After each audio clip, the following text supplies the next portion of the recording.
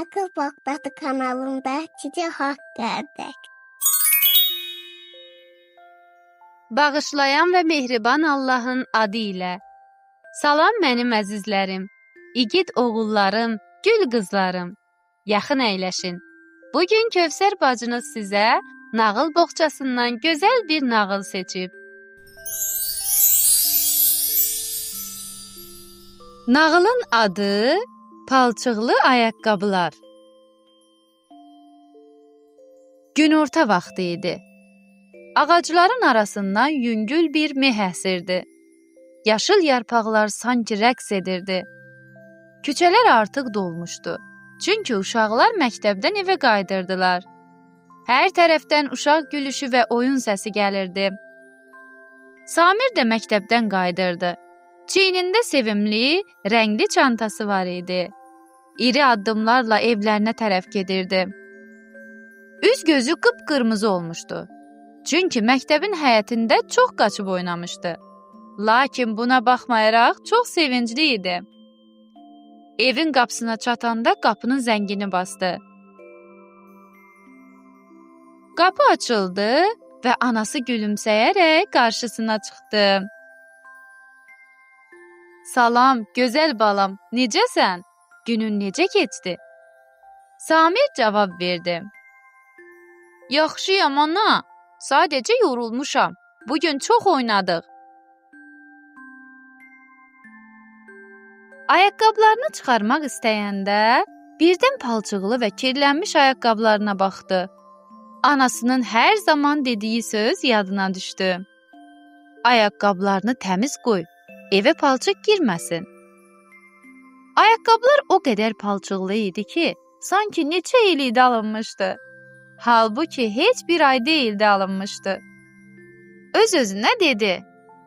Vay, ana görsə çox narahat olacaq. Ağlından keçdi ki, desin. Bunlar dostumun ayaqqabılarıdır. Ya da yıxıldım, ayağım gölməçəyə düşdü. Amma müəlliməsi Zeynəb xanımın dünən dediyi söz yadına düşdü. Doğru danışmaq qəlbimizi parlaq və nurani saxlayar. Axı Samir hər zaman yaxşı uşaq olmaq istəyirdi.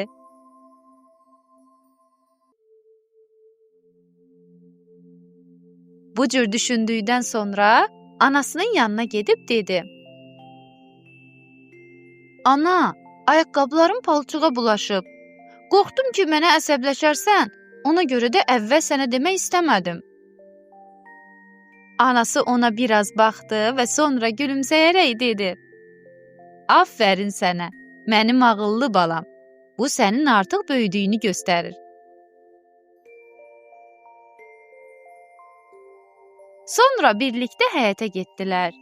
Samir ayaqqabılarını götürdü və kiçik bir fırça ilə təmizləməyə başladı. Anası da yanında durub kömək edirdi. Ayaqqabılar get-gedə təmizləndi və Samirin ürəyi rahat oldu. Artıq anasından gizlədəcək bir şey yox idi və buna görə də çox sevinirdi. Sonra müəlliməsinin dediyi hədis yadına düşdü. Kim doğru danışsa, əməli saf olar və inkişaf edər. Ayaqqabılarını təmizləyərkən hiss edirdi ki, sanki o da elə müəlliməsinin çəkdiyi o ağac kimidir. Güclü kökləri və bol meyvəli budaqları olan bir ağac. O artıq başa düşmüşdü ki, doğruluq nə qədər dəyərlidir və Allahın bizə verdiyi ən gözəl nemətlərdən biridir.